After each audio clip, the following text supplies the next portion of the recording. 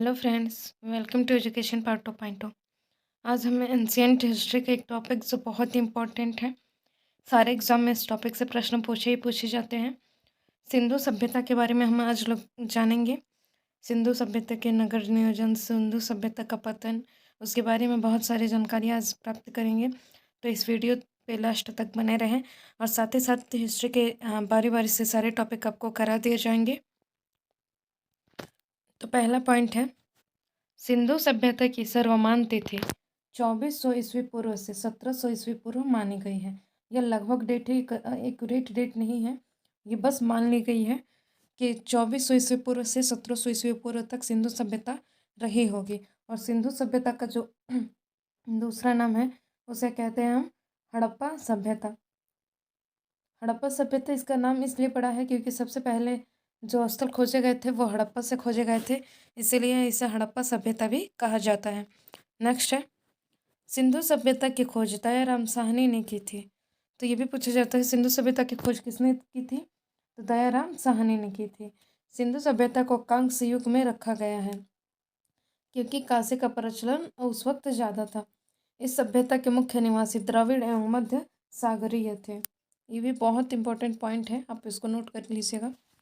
Next point है हमारा, सिंधु सभ्यता नगरीय सभ्यता थी। सिंधु सभ्यता से प्राप्त परिपक्व अवस्था वाले स्थलों में केवल 6 को ही बड़े नगरों की संज्ञा दी गई है। वे कौन कौन से बड़े नगर हैं?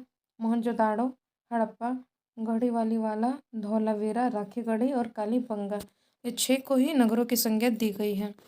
नेक्स्ट पॉइंट है हमारा, स्वतंत्रता प्राप्ति पश्चात हड़प्पा संस्कृति के सर्वाधिक स्थल गुजरात में प्राप्त हुए हैं। ये पूछा जाता है और पूछा जा भी चुका है कि स्वतंत्रता प्राप्ति बाद हड़प्पा के सर्वाधिक स्थल कहाँ से प्राप्त हुए हैं, तो गुजरात से प्राप्त हुए हैं। नेक्स्ट पॉइंट है हमारा, जुते हुए खेतों के साक्ष्य कालीबंगा से प्राप्त हुए। जितने भी साक्ष्य आप उनको नोट करते जाइएगा। जुते हुए खेतों के साक्ष्य कहाँ से मिले हैं, तो कालीबंगा से मिले हैं। मोहनजोदाड़ो से प्राप्त स्नानागार संभवतः सिंधु सभ्यता की सबसे बड़ी इमारत है। जो स्नानागार है वो सबसे बड़ी इमारत है। और जुते हुए खेतों के साक्ष्य कहाँ से मिले हैं, तो कालीबंगा से प्राप्त हुए हैं। नेक्स्ट पॉइंट हमारा, अग्निकुंड लोथल एवं कालीबंगा से प्राप्त हुए हैं।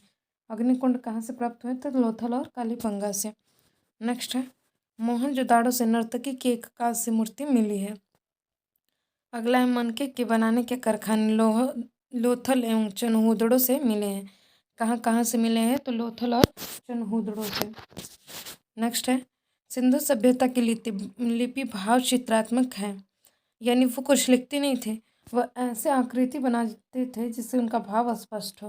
तो लिपि क्या थी, तो भाव चित्रात्मक थी तथा यह लिपि दाएं से बाएं की ओर लिखी जाती थी, यानी आज की अपेक्षा उल्टा लिखी जाती थी। नेक्स्ट है, सिंधु सभ्यता के लोगों ने नगरों तथा घरों के विन्यास के लिए ग्रिड पद्धति अपनाई।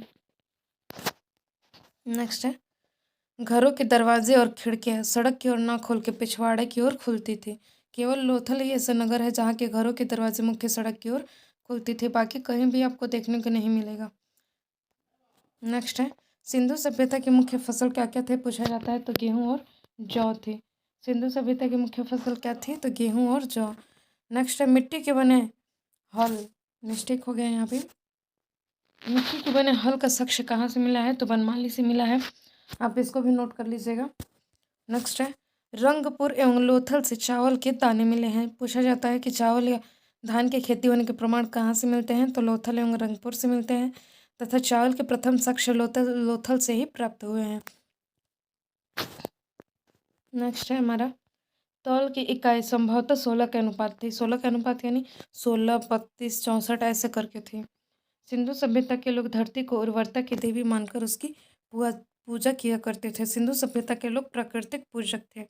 नेक्स्ट है, वृक्ष पूजा एवं शिव पूजा के प्रचलन के भी साक्ष्य सिंधु सभ्यता में मिलते हैं तथा स्वास्तिक चिन्ह संभवतः हड़प्पा सभ्यता की देन है। सिंधु घाटी के नगरों में किसी भी मंदिर के अवशेष नहीं मिले हैं। पूजा का प्रचलन था उस वक्त, लेकिन और जो अवशेष है मंदिरों के वो कहीं से प्राप्त नहीं हुए। ये भी पूछा जा सकता है स्वास्तिक चिन्ह कहाँ से मिला है, तो हड़प्पा सभ्यता से मिला है। नेक्स्ट है, सिंधु सभ्यता में मातृदेवी की उपासना सर्वाधिक प्रचलित थी और सिंधु सभ्यता जो थी वो मातृसत्तात्मक थी। नेक्स्ट है, सिंधु सभ्यता के लोग मातृसत्तात्मक थे तथा पशुओं में कुपड़वाड़ा सांड सभ्यता के लोगों के लिए विशेष पूजनीय था। नेक्स्ट है, सिंधु सभ्यता में प्रदा पर्दा प्रचलन और वेश्यावृत्ति दोनों प्रचलित थी। नेक्स्ट और लास्ट है, सिंधु सभ्यता के विनाश का कारण तो बहुत ही था, जैसे उनका व्यापार ठप हो जाना, बहुत सारे कारण थे, लेकिन सबसे प्रभावी कारण अगर किसी को माना जाता है तो वो बाढ़ को माना जाता है। वहाँ पे बाढ़ आया और लोग वहाँ से चले गए, जिससे सिंधु सभ्यता का पतन हो गया।